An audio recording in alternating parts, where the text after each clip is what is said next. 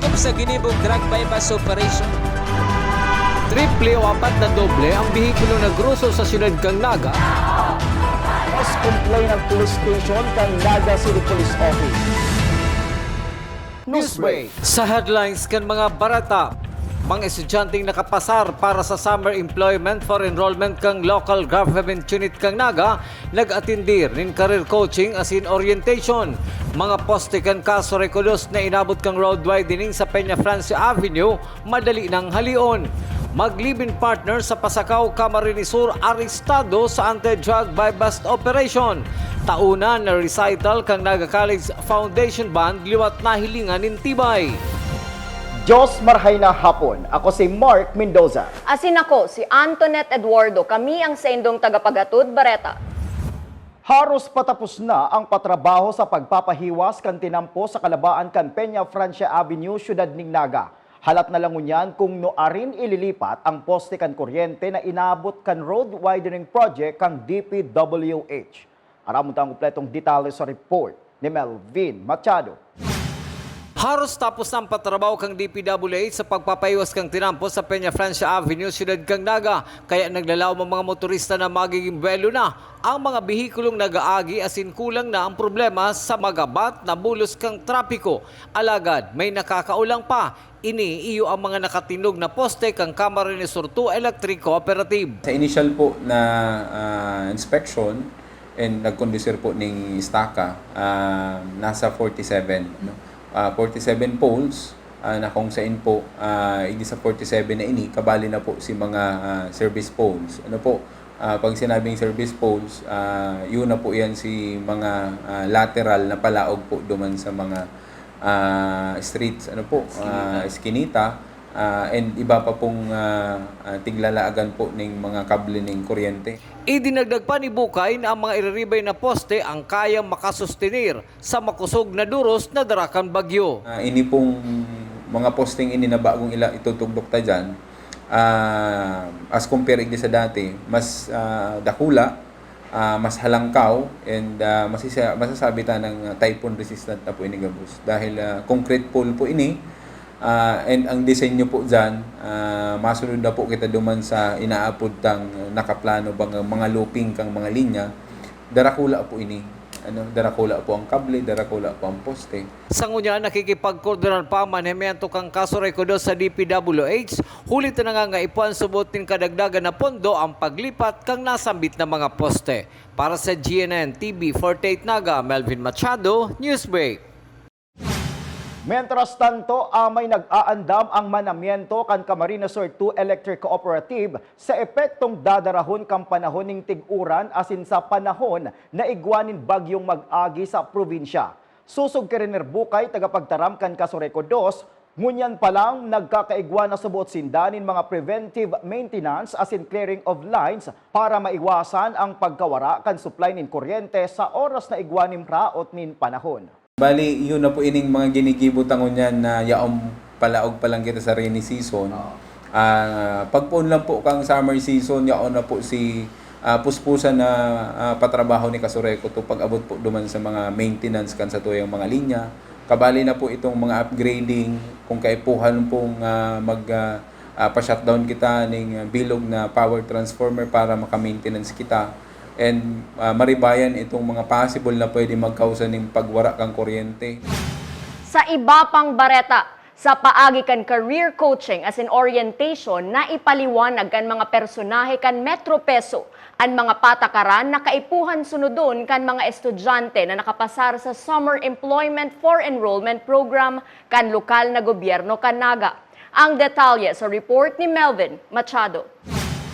Ginibok ka sa bagong aga ang career coaching and orientation para sa mga estudyante nag-a-apply as in nakapasar sa Summer Employment for Enrollment Program o SEFEC ang lokal na gobyerno kang Naga. Kamali sa nag-atindir sa orientation si Cyril Kate Angeles, nursing student kang Naga College Foundation. Dakulang tabang subot sa arog nindang estudyante ang siring na programa. Sarong oportunidad man subot ang SEFEC program para sa education student na si Kathleen Fernandez na makakuha ng dagdag na eksperyensya. Para po may extra income po kami para sa mga panggasto sa eskwelanta.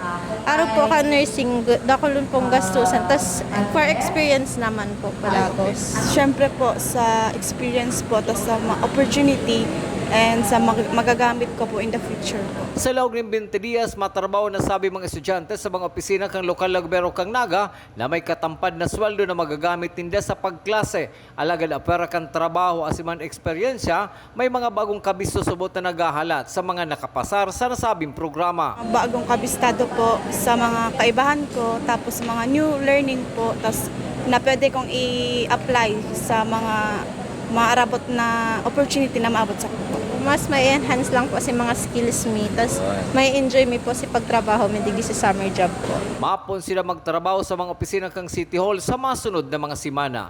Para sa GNN TV 48 Naga, Melvin Machado, Newsbreak.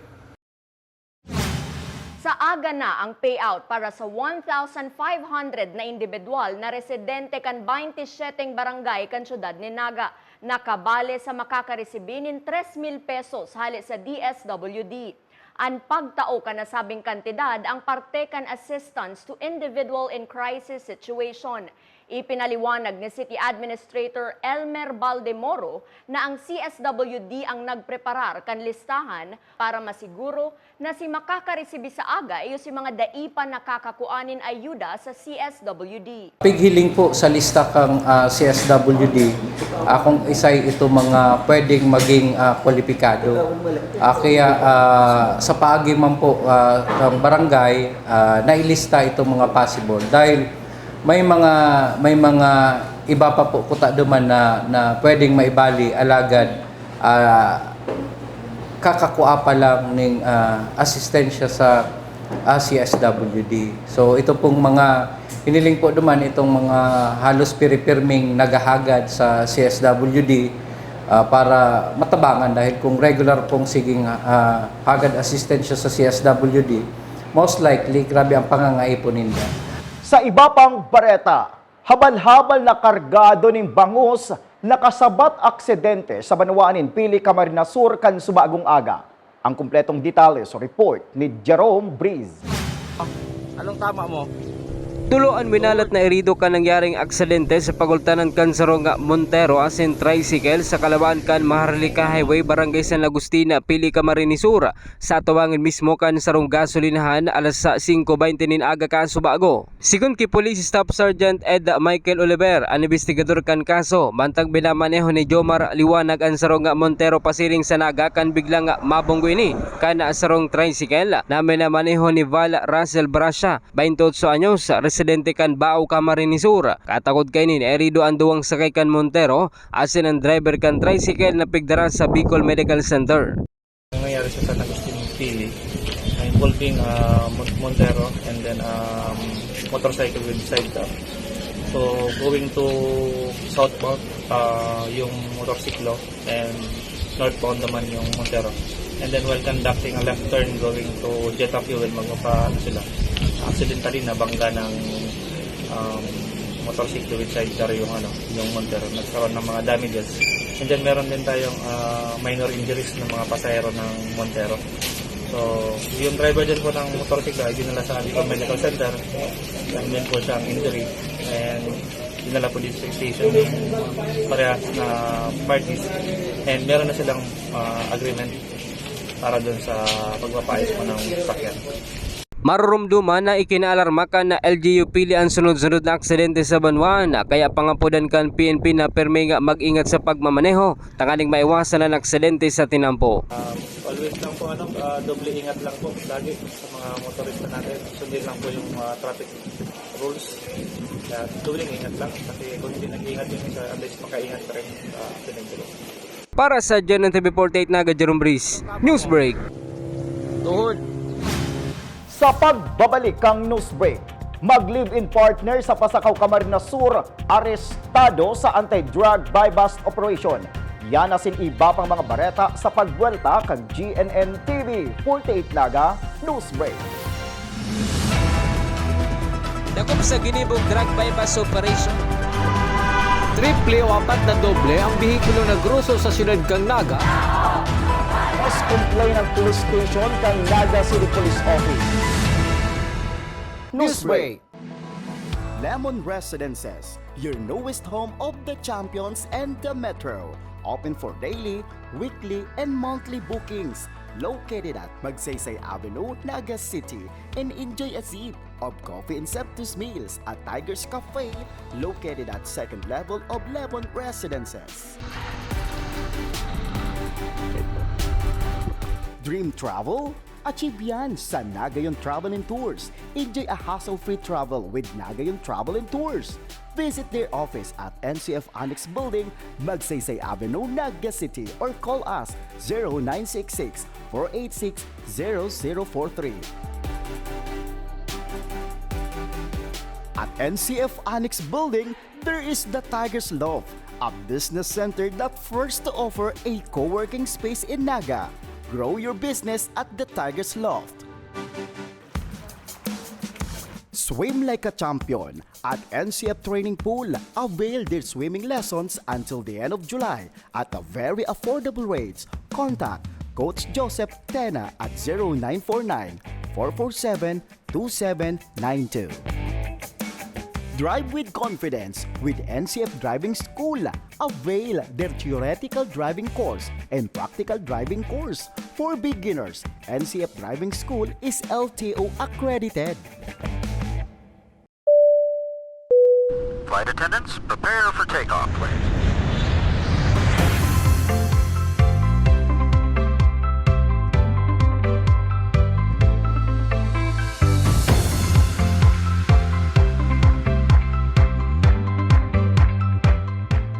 Slip life vest over your head. Take the tape around your waist.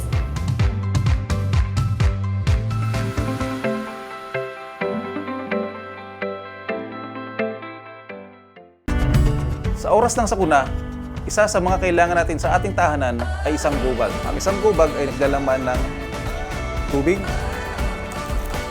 mga dilata at biscuits upang hindi tayo magutom,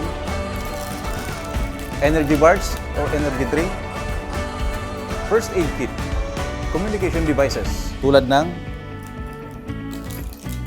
flashlights at batteries, whistles o pito, portable radio, at extra cellphone. Mas mabuti kung meron tayong prepaid load guard. Tools, tulad ng Swiss knife at gunting. Maaari din tayo magdagdag ng lubid. At huwag natin kakalimutan ang hygiene kit na naglalaman ng sabon, tissue, toothpaste, toothbrush, at face mask. Sa lahat ng oras, laging bukas, nakahanda ang aming tanggapan. Tandaan, ang Bicolanong alerto, pirming protektado.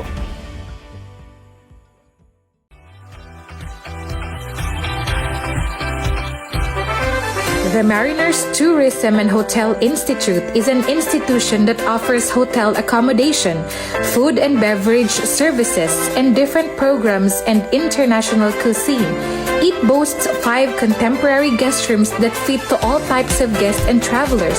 Room rate starts from 1,500 to 4,999 pesos only. Ang Kasureco 2 magkakaigwa ng Special Hybrid General Membership Assembly sa maabot na Hunyo 17, 2023, Sabado sa oras na alas 9 ng aga. Iniimbitaran po ang gabos ng miyembros konsumidores na magparehistro sa paagi kang on-site registration sa mga opisina kan Kasureco 2 o sa paagi kang online registration. I-search ang agma.kasureco2.com.ph. Madadalan po sa paagi kang live streaming sa Kasureco 2 Facebook page, asin ang satong kooperatibo Facebook page. Asin pwedeng manggana ng mga papremyo sa gigibuho na parapol. Salamat po. Dakop sa ginibong drug bypass operation. Triple o 4 na doble ang bihikulo na gruso sa siyudad kang Naga. Mas complain ang police station kang Naga City Police Office. Newsbreak. Sa pagpapadagos kan mga bareta para mapakusog ang pagtarabangan kan mga eskwelahan asin kapulisan sa Minalaba, Camarines Sur laban sa anuman na klase nin krimen, Padagos ang ginigibong outreach program kan PNP sa mga eskwelahan sa nasabing banwaan. Kabali sa pinagbisita kan PNP Minalabak, iyo ang Timbang Elementary School, kung sa nagkaigwaning lectures mapadapit sa crime prevention tips as in feeding sa mga estudyante. May konting lecture dialogue sa satuya ko mga estudyante, as in mga magurang and teachers with regards to crime prevention tips, anti-bullying, special laws for women and children, uga din pong anti-terrorism, and uga din po kita itong sa anti-illegal drugs or Project Ready po. In response po kang PNP sa DILG na BIDA program. Pakatapos po kaya, ma-distribute po kita ng macaroni soup and ma-distribute po ng hygiene kit para po ang giraring ma-prevent kasi mga aki or ang mga estudyante na makakuha pa kung anong pamanahilang. Ang COVID po bagaya ang padin. So, iyan po, salamat po sa samuyang mga stakeholders para maging posible ang programang ini. Taday mi man ini kakayanan kung kami sana. And anonymous donor na lang daw po siya. Pasalamat po. Sana day po sila magsawa sa pagtabang sa muya. Sa satuyang police report, mag-live-in partner sa Pasakaw, Camarines Sur, inaresto sa ginibong anti-drug bypass operation kan mga otoridad. Detalye sa report ni Jerome Breeze. Day na nakapalagpas sa mga otoridad ang mag-live-in partner matapos sining madakop sa drug bypass operation kan Pasakaw PNP sa Barangay Karanan, Pasakaw, Camarines Sur, alas 12:20 kasudma. Ang suspect na si Angelo Castillo, 35 anyos, sarunga construction worker as in Rachel Manzanero, 31 anyos, ang nabakalanin kantidad 1,000 pesos na illegal na droga. Apara digdi, nakuha pa sa posisyon kan suspect na si Angelo, ana nasa 8 plastic sachet na may log din pinagtutubudan siya mo na igwanin kantidad 20,000 pesos. Nasa kustodiya ng unyan kan PNP Pasakaw ang duwang suspect as inaatubang sa kasong pagbalgar sa Raid 9165 on Comprehensive Dangerous Drugs Sagop 2002. Para sa JNTV 48 Naga Jerome Breeze, Newsbreak.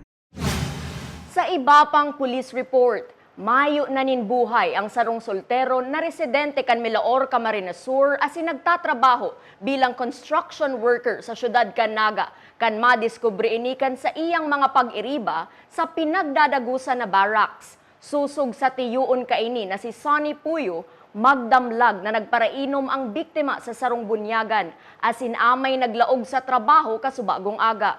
Mayo man subuot sindang naaaraman na problemang inaatubang kan sospek.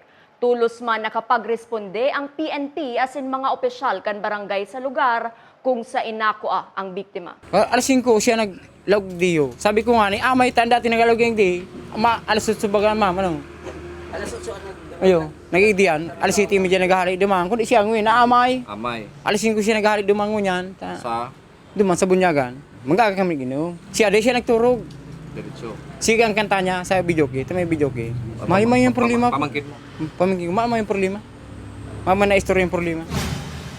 Sa iba pang bareta, para tawan tribute si mga magraduar ngunya na taon na miyembro kang Naga College Foundation Band as in maipabistuman si mga bagong miyembro kan banda. Ginibo kang nakalis na Miyerkules ang sa indang taon na recital. Aramon ta ang kumpletong detalye sa report ni Junior Correspondent Dennis Batir.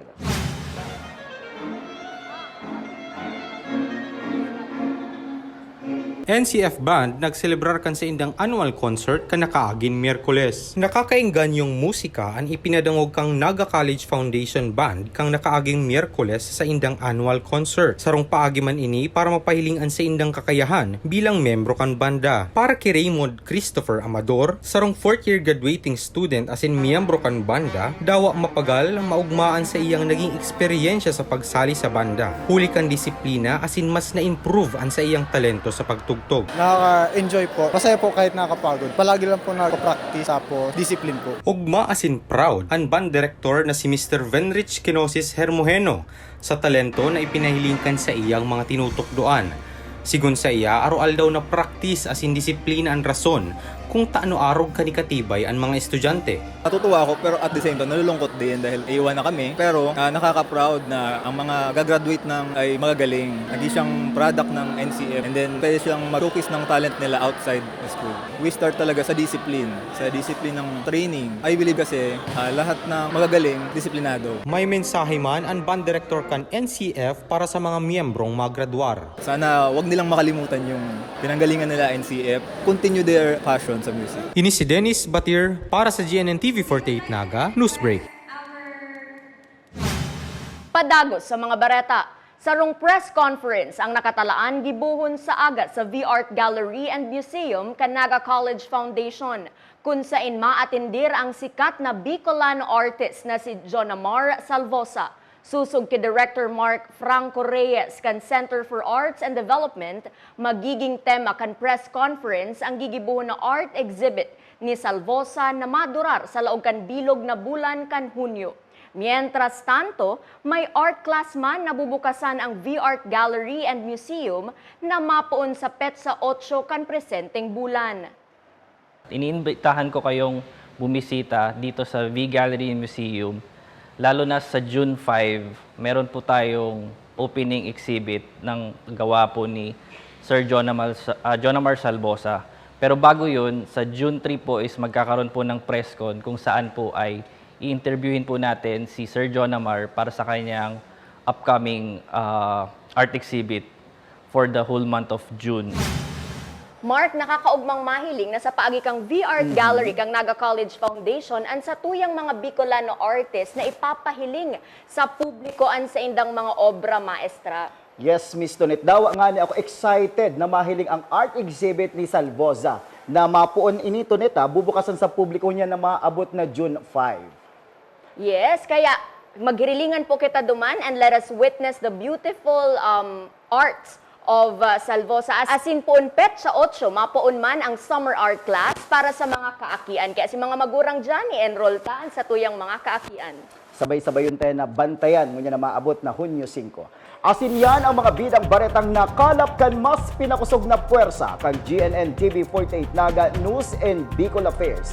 Dahil malingaw na i-follow ang samayang official Facebook fanpage GNN TV48 Naga. Ako po si Mark Mendoza. Padagos kaming mahatod din mga baretang garantisadong nangingenot as sinapapanahon. I-hit ang subscribe button sa samuyang official YouTube channel, GNN TV48 Naga, tanganing updated kita sa mga bareta asin istoryang bida. An Bicolano. Ako si Antoinette Eduardo asinini, ang GNN TV48 Naga Newsbreak.